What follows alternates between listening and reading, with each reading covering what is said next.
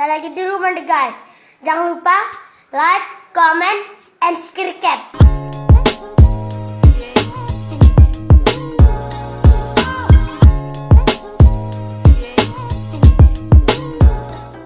Assalamualaikum, salam sehat Sobat Desmet. Kembali lagi di channel YouTube kami, Desmet Official. Apakah ASI saja cukup untuk memenuhi kebutuhan bayi? Jangan khawatir, pemberian ASI saja selama 6 bulan sangat cukup memenuhi kebutuhan energi bayi dengan catatan status gizi ibu juga baik. Setelah melewati masa 6 bulan menyusui eksklusif, bayi memasuki masa pemberian makanan pendamping ASI atau MPASI. Pada prinsipnya, pemberian MPASI dilakukan secara bertahap sesuai dengan perkembangan kemampuan makan bayi. Sebelum melanjutkan materi, jangan lupa klik like dan subscribe untuk terus update info kesehatan dari kami. Apa sih MPASI itu? Menurut Departemen Kesehatan Republik Indonesia, MPASI makanan atau minuman yang mengandung zat gizi yang diberikan pada bayi atau anak usia 6-24 bulan guna memenuhi kebutuhan gizi selain ASI. Pemberian MPASI dapat dimulai usia 4 bulan dengan catatan kondisi berat badan bayi tidak naik dengan memadai sekalipun pemberian ASI sudah optimal.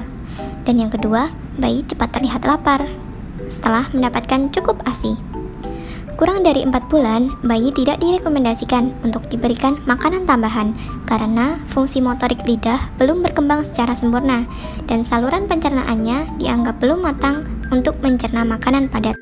Selain itu, juga meningkatkan resiko obesitas baik pada masa bayi dan anak usia dini. Tapi, faktanya, sesuai dengan rekomendasi WHO, MPASI sebaiknya dimulai setelah bayi berusia 6 bulan atau 180 hari. Pemberian ASI eksklusif selama 6 bulan terbukti dapat melindungi bayi dari infeksi saluran cerna dan meningkatkan perkembangan motorik. Terus apa sih manfaat MPASI? 1. Memenuhi kebutuhan gizi bayi. Kedua, mengembangkan kemampuan bayi untuk menerima berbagai macam makanan dengan berbagai rasa dan tekstur yang pada akhirnya mampu menerima makanan keluarga. Ketiga, mengembangkan kemampuan bayi untuk mengunyah dan menelan.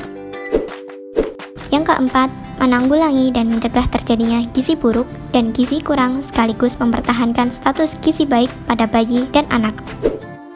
Dan yang kelima, memperkenalkan bermacam-macam bahan makanan yang sesuai dengan keadaan fisiologis bayi. MPASI dianjurkan untuk diberikan mengikuti 4 prinsip berikut. Yang pertama, tepat waktu. MPASI diberikan pada usia yang tepat, yaitu ketika ASI saja tidak mencukupi kebutuhan nutrisi bayi. Si kecil dapat mulai diberikan MPASI setelah dievaluasi penyebabnya dan setelah kesiapan makanannya dinilai oleh dokter. Tanda kesiapan memulai MPASI yang harus dinilai bersama dokter, yaitu kemampuan bayi untuk mempertahankan kepalanya untuk tegak tanpa disangga, menghilangnya refleks menjulur lidah, bayi mampu menunjukkan keinginannya pada makanan dengan cara membuka mulut, lalu memajukan anggota tubuhnya ke depan untuk menunjukkan rasa lapar dan menarik tubuh ke belakang atau membuang muka untuk menunjukkan ketertarikan pada makanan.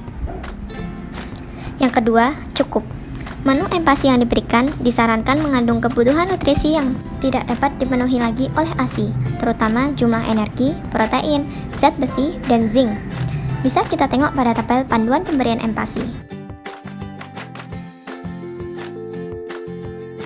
Yang ketiga, aman dan higienis. Menurut Departemen Kesehatan RI, MPASI yang diberikan kepada anak harus bersih dan higienis.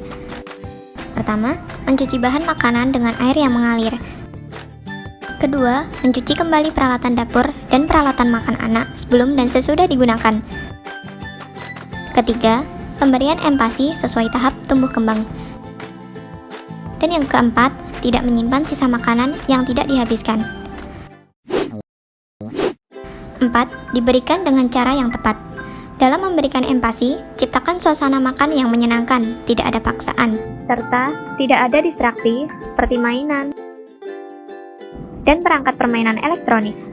Tawarkan selalu jenis makanan yang baru.